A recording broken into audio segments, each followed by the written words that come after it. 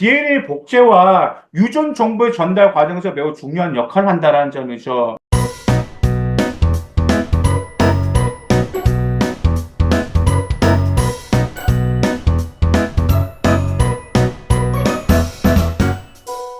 안녕하세요. 아무튼 오늘은 화학 원 자연 계열의 어떤 좋은 과세특 주제가 있는지, 그 다음에 여러분들이 이 주제들을 어떻게 활용할 수 있는지 말씀드릴까 해서 찾아뵙게 되었습니다. 아차, 그리고 오늘 이렇게 말씀드린 것들은 맘띵 카페에도 이렇게 정리해서 올렸기 때문에 여러분들이 잘 참조하시기 바라겠습니다.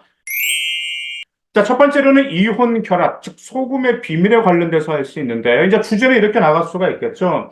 이혼 결합을 통해 살펴보는 소금의 생성과 그 활용이라는 주제로 나갈 수가 있습니다. 개념은 이혼 결합은 양이온과 음이온 사이에 전자가 이동하면서 형성되는 화학 결합이죠. 그래서 이 결합은 전기적 인력에 의해서 유지가 됩니다. 이 점에 활용되는 구체적인 사례는 첫 번째로 이제 염화 나트륨이 주방에서 요리할 때 사용되는 테이블 소금이거든요. 그래서 나트륨 원자는 전자 하나를 잃어 양이온이 되고 염소 원자는 이 전자를 받아 음이온이 되는 건데 이게 어떻게 되냐면 실제로 어떻게 적용되냐면 소금의 음식의 맛을 강화하는 역할을 하면서도 방부제로도 사용된다는 점이 있습니다. 그다음 또한 두 번째 사례는 이 점이 될 수가 있어. 바로 황산 마그네슘은 마그네슘의 전자 두 개를 읽고 나서 황산 이온을 받아들이죠. 근데 이 점이 실제로 어떻게 적용되냐면 황산 마그네슘은 우리 목욕 소금으로 사용되어 가지고 어떤 근육 통증이라든지 부종을 완화하는 데 도움을 주고 있습니다. 자, 그럼 여러분들 이러한 주제를 가지고 이제 수행 평가를 했다는 과세트는 어떻게 해야 될까요? 당연히 이온 결합의 실제 사례에 적용하면서 화학적인 원리를 체계적으로 습득했다라는 그런 역량을 드러낼 필요가 있겠죠. 그래서 이런 화합물의 형성 과정을 통해서 화학의 기본 원리를 파악하고 이를 바탕으로 논리적인 사고력과 문제 해결력을 여러분들 중점을 줄 필요가 있습니다. 그러면서 이제 뭐가 나오게 되는 거죠? 여러분들이 준비했던 주제라든지, 그 다음에 그 과정을 언급할 때, 여러분들이 상하기록부에서 학업 역량과 진로 역량을 같이 드러낼 수가 있습니다. 자, 이제 두 번째는 이 주제가 될 수 있어. 바로 수소 결합인데, DNA 아니면 물의 생명 유지 메커니즘이 될 수 있습니다. 자, 주제는 이렇게 쓸 수 있겠죠. 자, 수소 결합이 어떻게 DNA와 물에서 중요한 역할을 하는데 탐구하는 걸 될 수가 있어요. 자, 개념은 이겁니다. 수소 결합은 수소 원자가 질소, 산소 또는 불소와 같은 전기 음성성이 높은 원소와 결합할 때 형성되는 약한 결합의 유형의 결합이거든요. 자, 구체적인 사람이라는 굉장히 구체적인 사례는 이제 DNA가 볼 수 있는데 이제 DNA 같은 경우가 아데닌은 티민과 기저사이, 그 다음에 구아닌과 사이토신 기저사이 형성되는 수소 결합은 DNA의 이중 나선 구조를 유지하는 데 도움을 줄 수가 있어요. 그래서 실질적으로 DNA 복제와 유전 정보의 전달 과정에서 매우 중요한 역할을 한다는 점이죠. 자, 두 번째로는 물 분자들 간의 수소 결합은 물의 높은 비점과 표면 장력을 설명하고 있습니다. 실질적으로 물이 생명체의 체내에서 다양한 생화학적 반응의 매개체로 작용하는데 어떻게 기여하는지를 조사하는 게 있습니다.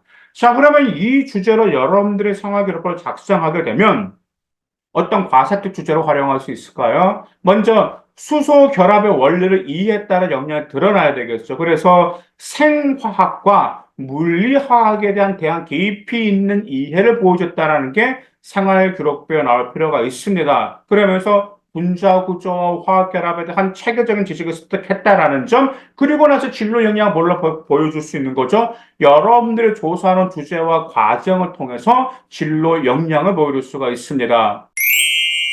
자, 그럼 세 번째, 바로 촉매와 활성화 에너지, 즉, 속도를 결정하는 힘을 가지고 여러분 조사하는 건데, 자, 주제는 이런 주제가 될 수 있겠죠.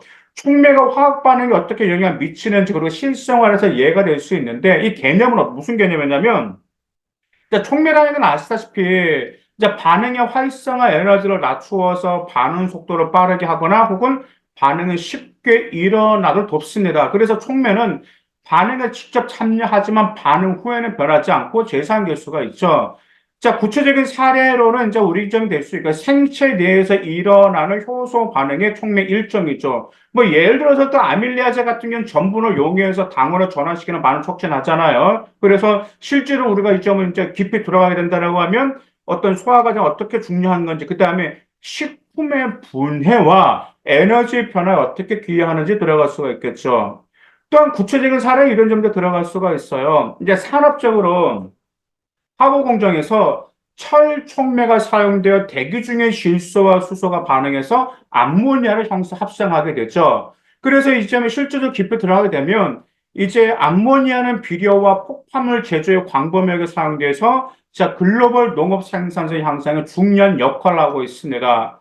그럼 만약에 여러분들이 여기서 이 기록을 가지고 한 어떤 과세특 기제를 사용할 수 있을까? 첫 번째로는 이제 상하기록부에 촉매가 화학 반응에 미치는 영향과 활성화 에너지에 대한 이해에 대한 이해 능력이 좋았다는 점 나올 필요가 있습니다. 그러면서 이제 촉매가 반응의 활성화 에너지를 낮추고 반응 속도를 빠르게 하고 또 재생되는 개념도 언급하면서 여러분들이 조사했던 주제 보고서를 활용을 하게 될 때 여러분들은 충분히 학업적인 역량과 진로 역량을 보여줄 수가 있습니다. 자, 그다음 네 번째, 자연계열 이 주제가 괜찮아. 용액의 농도, 즉 음료의 맛을 결정하는 과학입니다. 아마 우리 식품영양학과 식품공학과 학생도 이 점을 사용할 수 있겠죠. 주제는 이 점 될 수가 있겠죠. 다양한 음료의 맛이 어떻게 용액의 농도에 의해 달라지는지 설명하는 건데, 개념은 용액의 농도라는 것은 특정 용질이 용매에 얼마나 녹아있는지를 나타내는 척도이죠. 그래서 농도는 몰 농도, 질량 농도 등으로 표현되고 있잖아요. 자, 구체적인 사용은 여러 가지 될 수가 있어요. 예를 들어서, 염화나트륨 용액의 경우는 소금의 양에 따라서 용액의 농도가 결정되잖아요. 그렇죠? 그러다 보니까 일반적으로 소금물 맛을 더 짠맛을 내기 위해 사용되는데 이때 뭐 이런 정도 상대 실제로 적용되는 것 또한 또 농도가 높은 용액 같은 경우 10분 이렇게 보존돼서 활용되기도 하고 자 도로 제설 작업에 사용되잖아요. 그리고 또 농도에 따라 시럽의 단맛과 질감은 달라져 제품의 품질에도 영향을 끼치는 것도 바로 이 용액의 농도를 활용해서 주제로 활용할 수가 있습니다.